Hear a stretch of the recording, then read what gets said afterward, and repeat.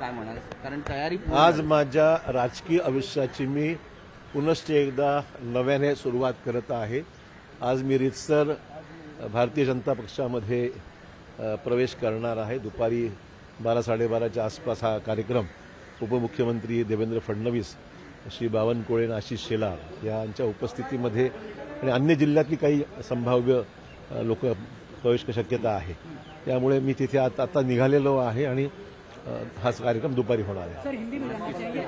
आज दोपहर को मैं 12-12:30 के दौरान मेरे जिंदगी की पॉलिटिकल करियर की एक नई शुरुआत करने जा रहा हूं। मैं आज मेरा भाजपा में एंट्री है, प्रवेश है और दोपहर को 12-12:30 में वहां जाकर राज्य के डिप्टी सीएम श्री देवेंद्र फडणवीस जी और बावनकुळे जी, उनके प्रदेश अध्यक्ष आशीष शेलार, मुंबई के अध्यक्ष, अन्य नेताओं की उपस्थिति में वहां पर आज का भाजपा कार्यालय में फंक्शन होगा।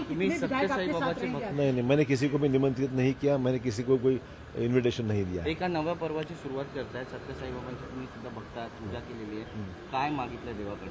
नाही, मी नेहमीच करतो ना, आज नवीन काही पूजा नाहीये। मी घरातून बाहेर जात असताना रोजच पूजा करतो, त्यामुळे ही गोष्ट माझ्यासाठी नवीन नाहीये। कुठल्याही कामाकरता ईश्वराचा आशीर्वाद, शुभ कामाकरता देवाचा आशीर्वाद घेण्याची माझी नेहमीच पद्धती राहिली आहे। माझा आयुष्याचा हा भागच आहे। सर, किती मोठं चॅलेंज आहे भाजपमध्ये जाणं? हालांकि चर्चा ये कि हालांकि जिस तरह से आपने इस्तीफा दिया, क्या कांग्रेस के विधायक जो बड़े लीडर राहुल गांधी हो गए या अन्य नेता आपसे संपर्क किए वापस आने की? अब छोड़िए, अब जो हो गया दैट चैप्टर इज ओवर, अभी नई शुरुआत है। सर, पण भाजपमध्ये जाणं किती मोठं आव्हानात्मक आहे हे आव्हान मी तुम्हाला उद्या बोलेन। सर, लोकशाही मराठी ऐका, पहा, जागरूक रहा।